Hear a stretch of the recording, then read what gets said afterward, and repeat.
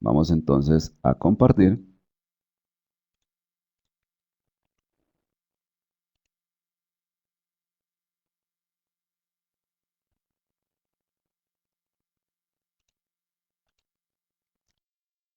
Y por favor me confirman en el momento en que ya estén viendo mi pantalla.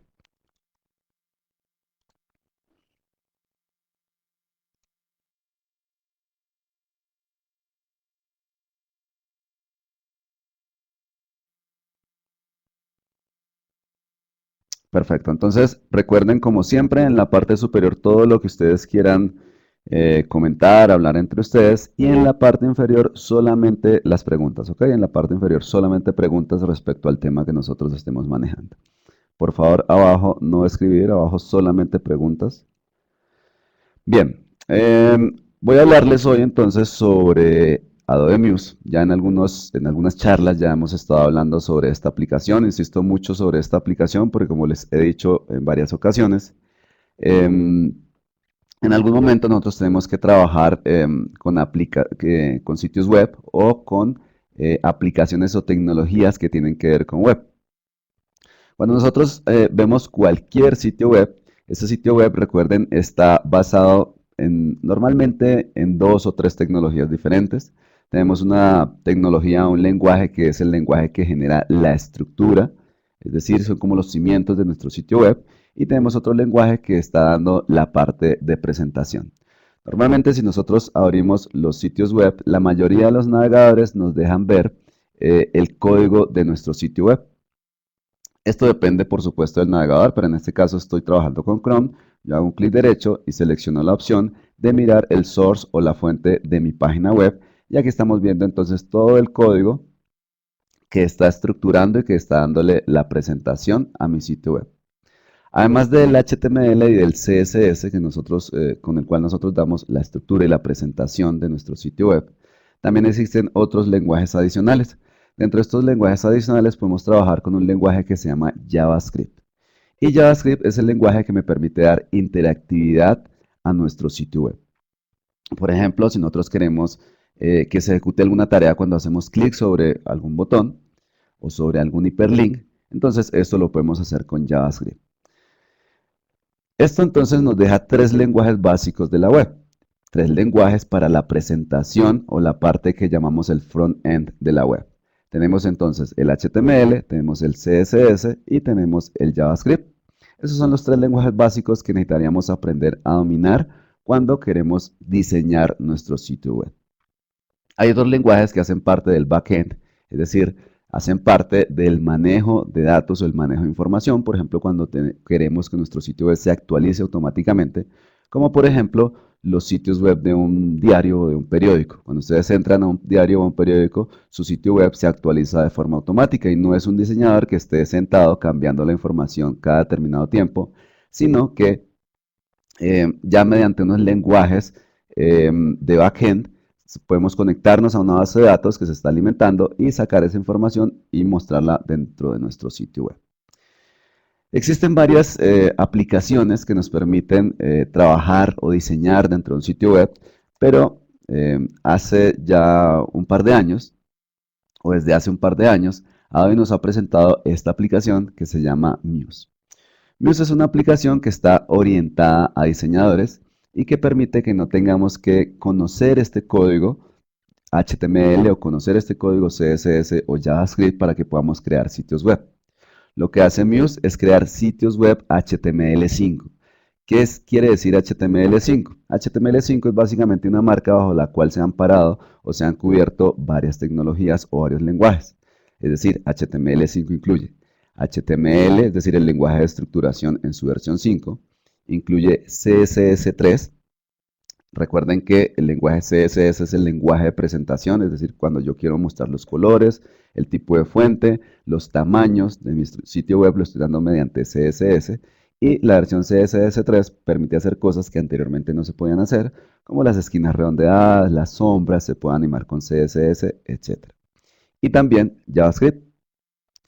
Muse oculta todos estos lenguajes al diseñador, es decir, Muse es una herramienta orientada a los diseñadores que quieren crear sus sitios web, pero que no quieren codificar, no quieren escribir el código.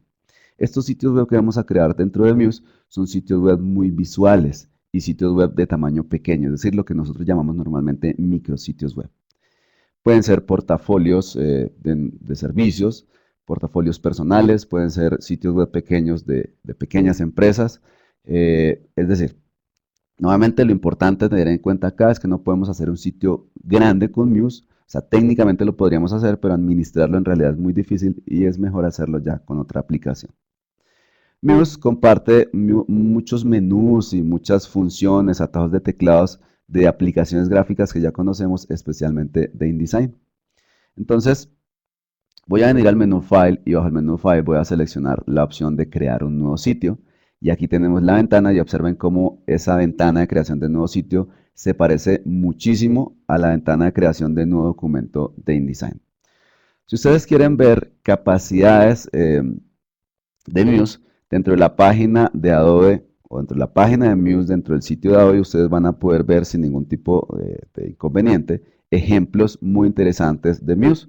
Vamos a abrir, por ejemplo, esta página que se llama Muse Themes, que es una página de un diseñador que vende plantillas de Muse, y ustedes aquí se van a dar cuenta que hay muy buenos diseños que han sido creados con esta aplicación.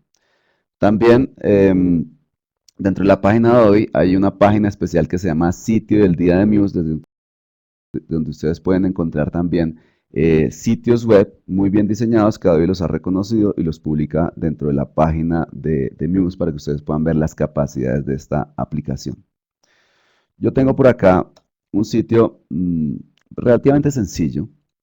Yo voy a copiarles esta URL dentro de el chat. Y si ustedes ingresan a esta URL con una tablet o con un smartphone, ustedes se darán cuenta que el diseño va a cambiar. Entonces observen que es un sitio web, por supuesto, sencillo, es un sitio que yo utilizo para los cursos que dicto de Muse. Y si venimos aquí, por ejemplo, al área de planes, pues aquí tenemos una página con un elemento en la parte inferior interactivo. Esto me permite entonces agrupar contenido dentro de una sola área. Si aquí vamos al área de testimonios, entonces también tenemos una forma de agrupar contenido con interactividad. Esto no se ha programado, aquí no hemos escrito ni una sola línea de código de forma manual. Tenemos el área de contacto, importantísimo. Normalmente cuando quiero hacer un formulario de contacto, necesito necesariamente conectarme a una base de datos y por lo tanto necesito hacer uso de tecnologías de backend. No sé, podemos utilizar PHP y como base de datos MySQL, etc. Pero con Muse podemos hacer un formulario de contacto que si bien no va a alimentar una base de datos, sí va a permitir que esta información que el usuario digite dentro del formulario de contacto me llegue a mi correo. Por supuesto, esto lo puedo manipular posteriormente. Yo puedo alimentar un Excel y posteriormente ese Excel puede alimentar también una base de datos. Pero lo importante aquí nuevamente es que no hemos escrito ni una sola línea de código. Y si venimos a este link juega, aquí tenemos una pequeña animación. Voy a refrescar nuevamente. Y observen que también tenemos algo de interactividad. Yo puedo hacer un drag and drop de estos elementos. Si yo hago un clic derecho, nos damos cuenta que esto no es Flash. Esto se hizo mediante otra aplicación también de Adobe que se llama Edge Animate. Lamentablemente, Edge Animate ya no es gratuito como lo era antes. Sin embargo, en este momento tenemos la versión 2 de Edge Animate, pero si descargamos la versión 1.5 sigue siendo gratuita y se pueden hacer cosas como lo que estoy mostrando acá. Nuevamente, si ustedes ingresan a la URL que les acabo de copiar, lo primero que van a encontrar es que si ingresan con un smartphone o con una tablet, el diseño va a cambiar. Esto se llama una estructura, bueno, muchas personas lo confunden con responsive. El diseño responsive para web básicamente quiere decir que dependiendo de el tamaño de la ventana del navegador, entonces el diseño también va a cambiar. Y observen cómo eso no está pasando en este momento. Sin embargo, si ingresamos con un smartphone o con una tablet, el diseño cambia, es decir, que ya no responde a el tamaño del navegador, sino que responde a la resolución del dispositivo con el cual accedamos a esa web. Esto se llama web adaptativo y lo permite hacer Muse. Voy a abrir aquí vamos a ver si lo puedo mostrar rápidamente. Aquí tengo un simulador y voy a copiar esta URL y vamos a entrar aquí al simulador. Vamos a entrar al navegador del simulador y aquí está cargando el sitio web. Observen cómo el diseño de este sitio web es diferente. Vamos al área de planes. En el área de planes observen que el diseño también cambia. Miremos el área de planes dentro del navegador. Observen que tenemos los elementos o los textos de planes en la parte superior y tenemos las imágenes en la parte inferior. Mientras que si yo ingreso con el smartphone, en este caso estamos simulando un smartphone, observen cómo la distribución de estos elementos es vertical, mientras que dentro del navegador es horizontal. Si vamos al área de testimonios, estos elementos interactivos también están funcionando. Si vamos al área de juega, aquí hemos eliminado el elemento interactivo básicamente por peso, pero igual lo hubiéramos podido agregar. Y si vamos al área de contacto, observen que también tenemos el formulario de contacto, pero en la parte derecha no tenemos nada. Podemos simular también el iPad. Voy a seleccionar la opción de iPad entonces. Voy a abrir nuevamente. Y aquí tenemos entonces también el área de contacto. Observen cómo la distribución de los elementos es diferente. Aquí tenemos los elementos compartiendo el espacio horizontal, mientras que en el iPad está de forma vertical. En el área de juega también hemos eliminado, en este caso hemos eliminado también la interactividad. En el área de testimonios, observen, está funcionando también correctamente la interactividad y así sucesivamente. Entonces esto, que parece un poco complejo, en realidad lo puede hacer de forma automática Muse. Insisto, sin necesidad de digitar código.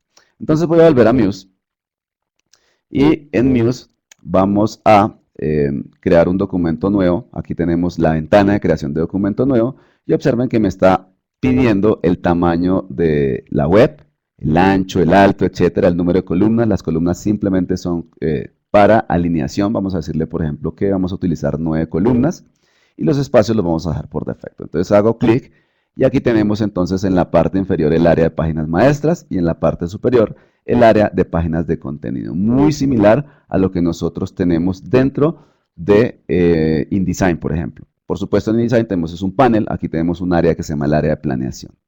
En la parte superior de Muse nosotros vamos a encontrar entonces unos botoncitos que me están guiando por el flujo de trabajo que nosotros normalmente tendríamos que pasar para diseñar un sitio web. Tenemos entonces la etapa de planeación, tenemos la etapa de diseño, la etapa para previsualizar ese diseño y la etapa de publicación, donde tomamos todo este diseño y lo subimos a un servicio de hosting. Finalmente tenemos un área de administración que permite hacer cambios a eso que ya hemos publicado. Voy a abrir un sitio web que ya está finalizado. Aquí tenemos nuestro sitio web y observen cómo, de hecho, esto también lo puedo abrir en el navegador para que puedan mirarlo. Esto se llama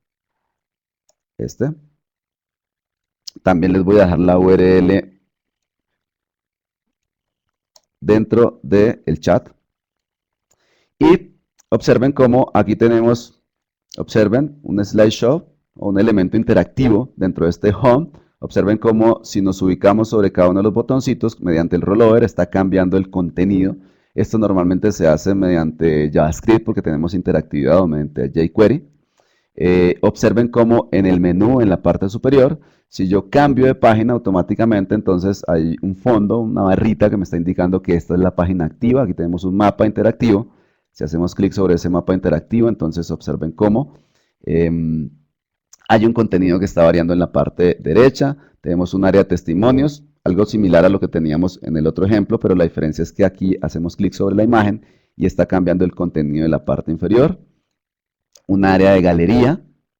Si hacemos clic sobre cada una de las imágenes, entonces se abre en modo independiente.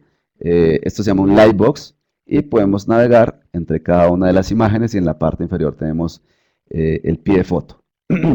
Tenemos perdón, una serie de videos de YouTube. Insertar este video es lo más sencillo del mundo, simplemente copiar el código dentro de YouTube y pegarlo acá y tenemos el formulario de contacto.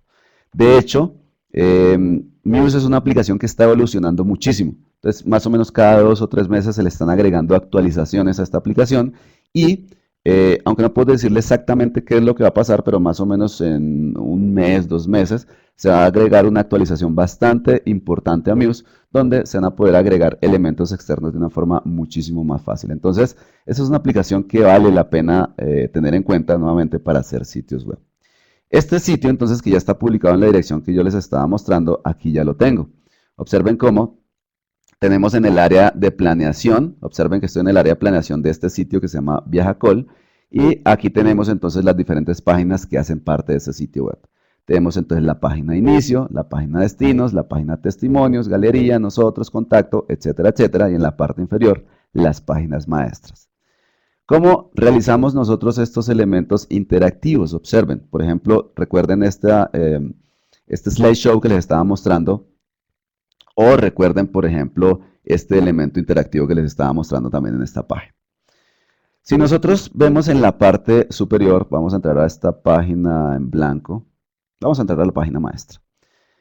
Si nosotros vemos en la parte superior, las herramientas que se están utilizando dentro de la parte superior son muy pocas, o las herramientas a las cuales nosotros tenemos acceso. Observen que tenemos básicamente una herramienta rectángulo y una herramienta de texto, no tenemos absolutamente nada más. Entonces, si tenemos solamente esas dos herramientas, ¿cómo generamos todos esos elementos que les estaba mostrando?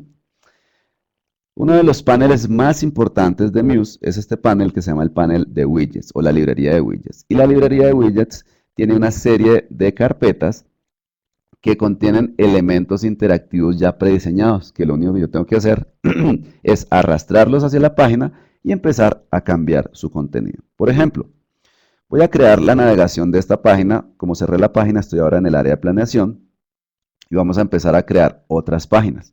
Vamos a crear, por ejemplo, la página de productos. Vamos a crear acá, por ejemplo, la página de contacto. Vamos a crear aquí la página oficinas. Y bajo oficinas vamos a crear nacionales e internacionales.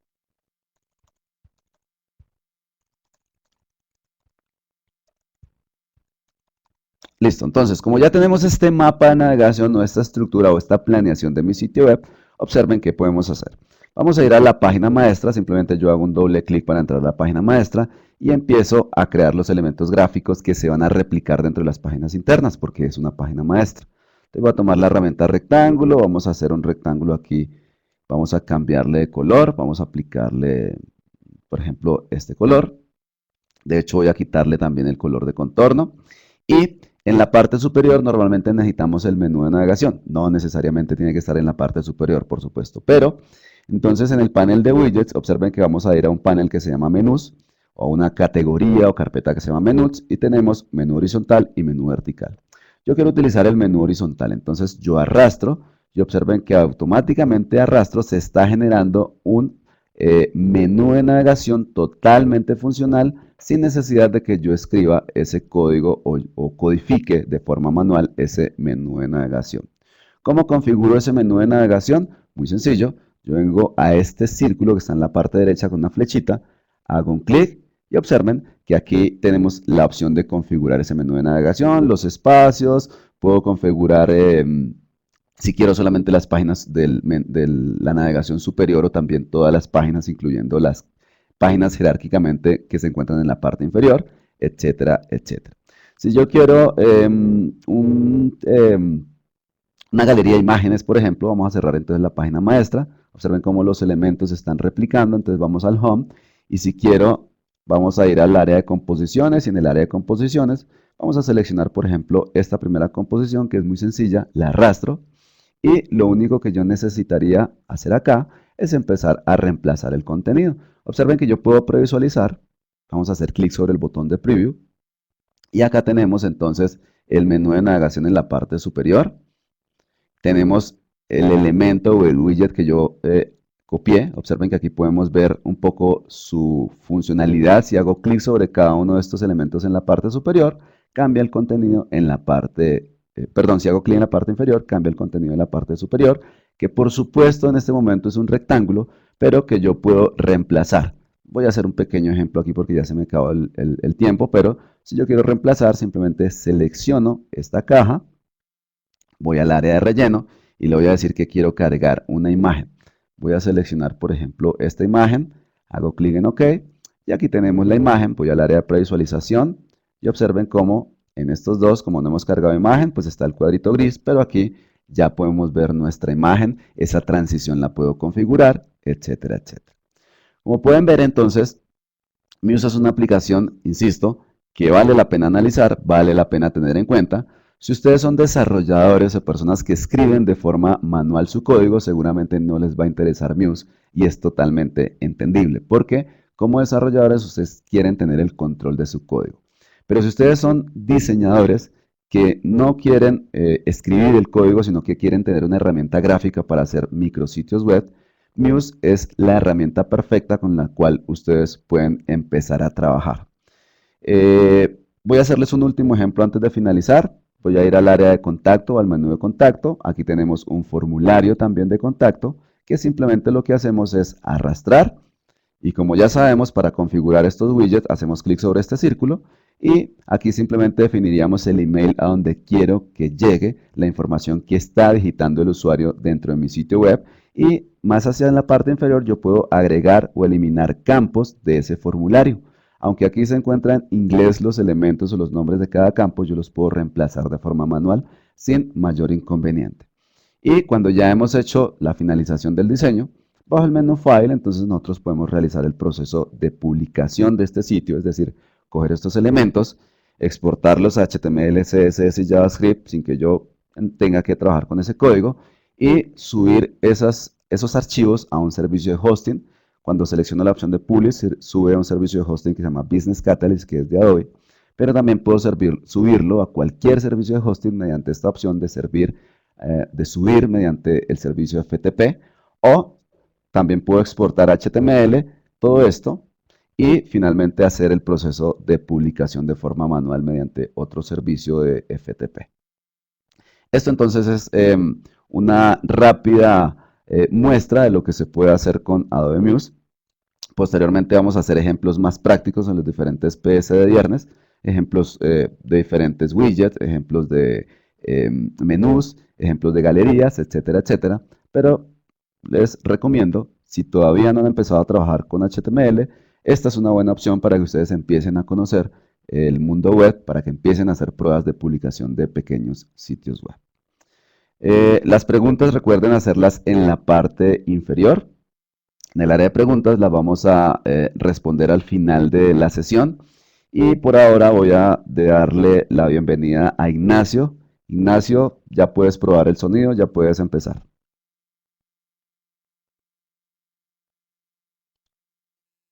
Hola, buenas tardes. ¿Se me escucha correctamente? ¿Alguien por ahí que me avise si se está oyendo o no? Vale, voy a compartir hoy mi escritorio para contaros un poquitín, siguiendo en la línea de lo que vimos la semana pasada, que la semana pasada estuvimos viendo el tema de cómo seleccionar o realizar máscaras por luminosidad en nuestras imágenes. Hoy vamos a realizar la misma operación, pero para realizar esas máscaras a través de la saturación que tengan nuestras fotografías.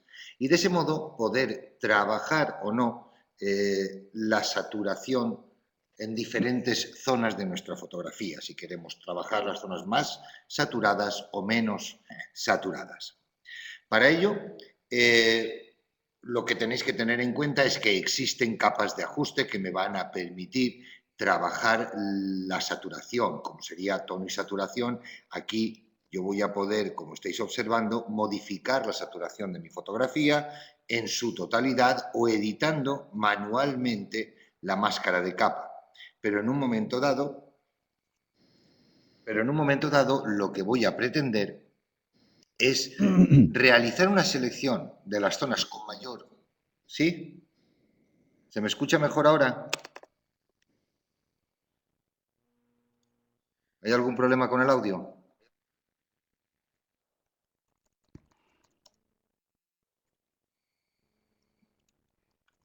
Vale. Voy a volver a minimizar y vamos a continuar. Es que me había parecido que teníamos problemas de audio. Lo que voy a hacer, como os digo, es buscar esa selección de la saturación. Voy a eliminar esta capa de ajuste y antes de continuar vamos a tener que aumentar las prestaciones de nuestra aplicación. Sabéis que existen cantidad de plugins de terceros, de pago gratuitos, que vamos a poder incorporar a nuestras versiones de Photoshop. E incluso algún tipo de plugin antiguo puede correr con las nuevas versiones que tenemos en Photoshop. Voy a entrar dentro de filtros para que observéis que dentro del menú desplegable otro, no hay un filtro que a mí me va a hacer falta para poder realizar la operación que queremos. Lo que yo voy a hacer es convertir mi imagen para que las capas RGB se conviertan en las capas de brillo, saturación y contraste. Entonces, antes de continuar, dejarme que salga de Photoshop y vamos a ir a la página web. En esta web podemos observar, fijar aquí, voy a copiar esta dirección URL y la voy a pegar en el chat para que la tengáis. Y como podéis observar, es una página de la ayuda, en este caso de la versión 4 de Photoshop. Nosotros vamos a poder cargar en todo momento determinados plugins que corrían en la versión número 4 para que actúen en la versión CS5, CS6 e incluso en la CC. En este caso en concreto yo voy a bajar. Aquí vemos diferentes opciones que tenemos, tanto si estamos trabajando con Mac como si estamos trabajando con PC. Y en este caso vamos a coger estos plugins heredados, ya que en principio, si nosotros tuviéramos la versión CS4, estos estarían dentro del disco de instalación.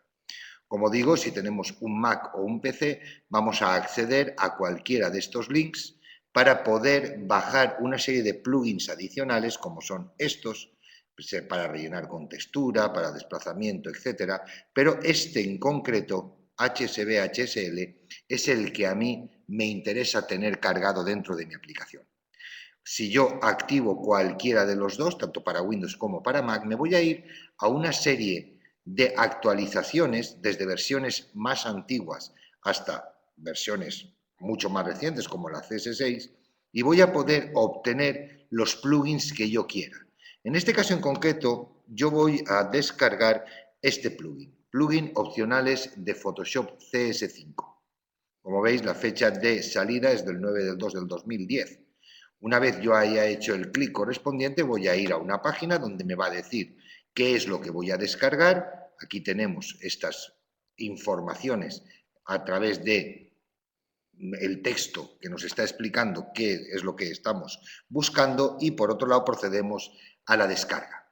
Una vez hayamos descargado esta información, en nuestro escritorio o en la carpeta de descargas vamos a tener este tipo de documento que no deja de ser un disco virtual que haciendo un doble clic vamos a poder montar o abrir en cualquier momento.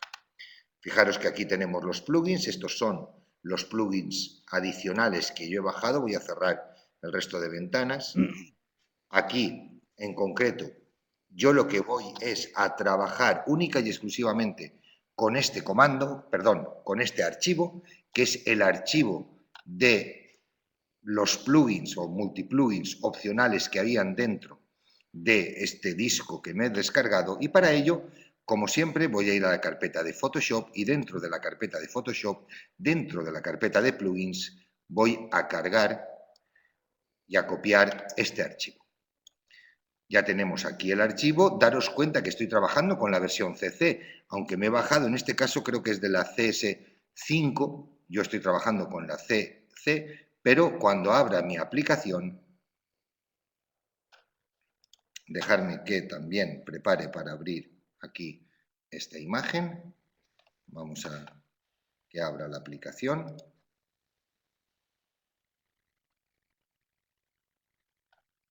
Volvemos para abrir la imagen. Aquí tenemos la apertura de la imagen.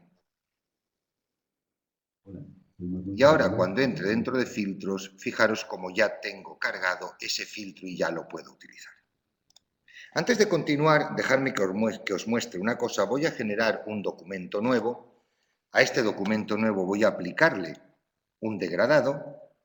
Voy a seleccionar aquí de todos los degradados este degradado que permite tener todo el rango de color. Voy a trabajar con la tecla de mayúsculas presionada para que sea completamente recta este degradado, y voy a aplicarle el filtro. Mirad, si yo aplico el filtro directamente, dejarme que vuelva aquí a capas, filtro, HSB, HSL, lo que voy a hacer es convertir desde un parámetro de entrada, en este caso mi parámetro de entrada es RGB, ya que mi imagen está RGB, a un parámetro o a una orden de salida o de fila, en la cual me va a convertir como si el canal rojo, verde y azul se convirtieran en HSB. Fijaros que si yo aplico y confirmo, esta es la nueva situación que tengo visual de la conversión. Vamos a ir a los canales. Mirad en los canales lo que tengo. Por un lado, esto sería el contraste de mi fotografía. Esto sería el brillo, la saturación, y esto sería el brillo, HSB. Con lo cual, en este caso en concreto, aquí tendría la información de saturación que, como podéis observar, es la misma en todos los colores, ya que todos los colores que yo había generado en ese degradado inicial, dejarme que deshaga esta operación,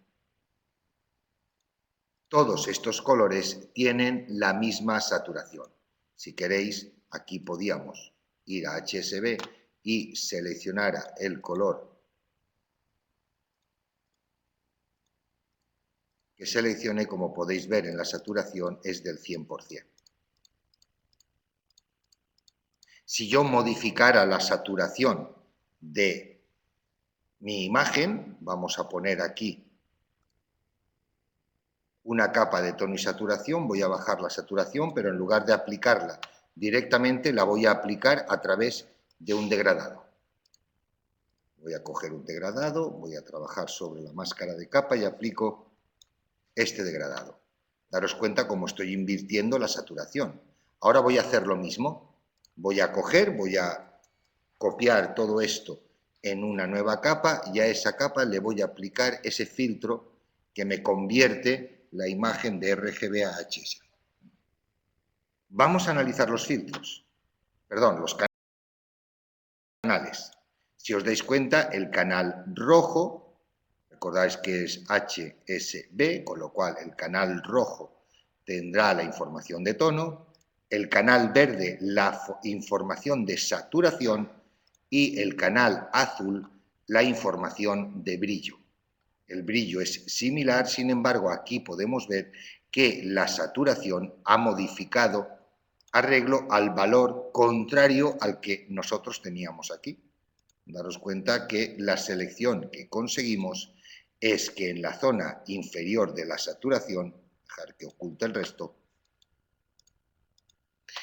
esta zona está protegida y no tiene saturación. Era la zona que en la imagen teníamos en blanco y negro.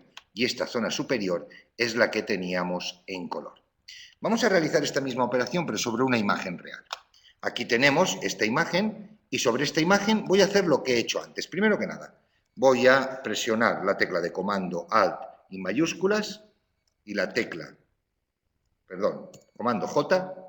No vamos a combinar, sino simplemente a duplicar, y a través de comando J tengo aquí mi nueva capa. Esta nueva capa voy a entrar dentro de filtros y voy a aplicarle el filtro que hemos aplicado anteriormente. Recordar, de RGB a HSB, aunque también lo podríamos hacer a través de HSL, ya que aquí también tendríamos la saturación como tal de la fotografía. La convertimos y en estos momentos este canal en concreto es el canal de saturación de nuestra imagen. Como podéis observar, la saturación de nuestra imagen es muy baja, ya que solo está saturada esta zona que hay aquí, que me va a permitir trabajar. Vale. ¿Qué podemos hacer con esto? Con esto lo que hemos conseguido es que este canal verde se convierta en un canal de selección. Lo acabo de generar como un canal nuevo. Ahora simplemente voy a venir a capas, voy a seleccionar esta capa y la voy a eliminar. Mirad cómo aquí tenemos la nueva capa que hemos generado, que puede ser simplemente una selección para reutilizar cuando queramos. Voy a volver a mi imagen original y a partir de aquí vamos a poder realizar diferentes operaciones, como por ejemplo con la selección venir a generar una nueva capa de tono, saturación y contraste. Y si os dais cuenta, estamos modificando solo la saturación de unas zonas en concreto para mejorar nuestra fotografía sin quemar el resto de la imagen. Si yo elimino, como estáis viendo, de la visión la máscara que he generado en esa capa, estoy viendo cómo los colores los estoy quemando y los estoy saturando en exceso. Pero si yo utilizo esa herramienta de saturación, daros cuenta cómo consigo mucho más color, mucho más colorido, mucha más saturación integrada dentro de la fotografía. Recordar también que yo puedo hacer todo lo contrario, es decir, dejar las zonas de mayor saturación con esa saturación y las zonas de menor saturación, hacerlas al revés. Para ello voy a presionar el comando I y lo que acabo es de invertir la máscara de capa que yo estaba trabajando y de ese modo, al trabajar la saturación, solo la voy a trabajar en esas zonas que tenían menos saturación de color. Como podéis observar, de esa manera ya tenemos las dos partes o las dos vertientes de saturación, de rangos de saturación de nuestra fotografía por separado. Otra de las operaciones que voy a poder hacer, voy a dejarme que deshaga y vuelva a deshacer, ya la tengo otra vez, observarla en modo normal, en el modo positivo, en el cual las zonas con saturación marcada puedo aumentarles, recordar, un poco la saturación. Yo también voy a poder manipular la máscara de capa como tal. Si yo tengo seleccionada la máscara de capa y hago comando L o ajusto los niveles, puedo trabajar, como estáis observando, con la máscara de capa para darle intensidades o valores diferentes y conseguir de esa manera efectos más marcados de color en nuestra fotografía, siempre intentando en todo momento no quemar los colores ni darle un exceso de saturación que sea desagradable a la vista. Pero como podéis observar, manipulando también la curva en los niveles, en la máscara en concreto, podemos ajustar mejor a nuestras necesidades lo que sería la máscara. Voy a volver a la máscara original y dejarme que os demuestre otra cosa. Voy a borrar esa máscara, me vuelvo a canales y vuelvo a cargar como selección la máscara que había conseguido recordar a través del filtro HSB-HSL que he bajado de internet. En este caso en concreto ya tengo la selección cargada, la podemos observar ahí. Me voy a ir dentro de edición y le voy a decir, perdón, dentro de capa y le voy a decir nueva capa vía copiar. En ese caso en concreto, lo que tenemos aquí, aunque no lo lleguéis a apreciar, es parte de las zonas más saturadas de color de esta fotografía. A partir de ahí, nosotros vamos a poder aumentar la saturación, perdón,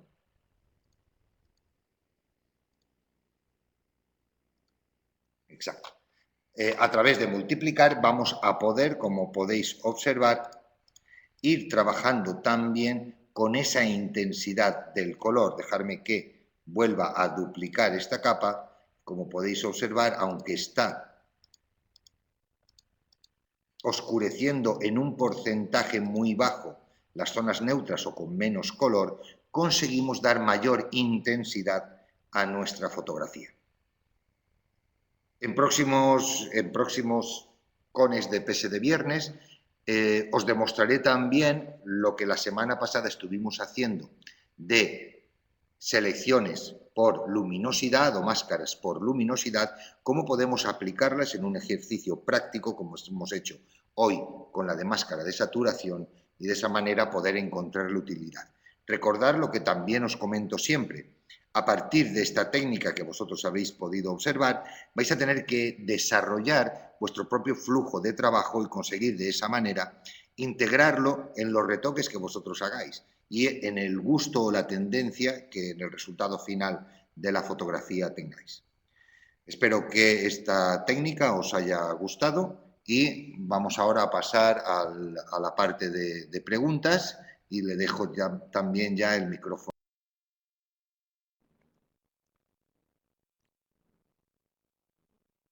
Perfecto. Ignacio, ¿tú quieres responder algunas preguntas inicialmente para finalizar? ¿Tengo alguna de mouse? Aquí me pregunta Sofía cómo seleccionar la zona saturada. La zona saturada, a través de la técnica que he explicado, es la selección real. Lo que nosotros hemos generado es precisamente la zona saturada, la selección de la zona saturada. Si invertimos el mapa o invertimos la selección, es cuando tenemos seleccionada la zona no saturada. Si hay alguna pregunta más, me la podéis poner aquí en la zona del chat de preguntas. Y si no, dejo ya que Marlon os resuelva las dudas que tenéis sobre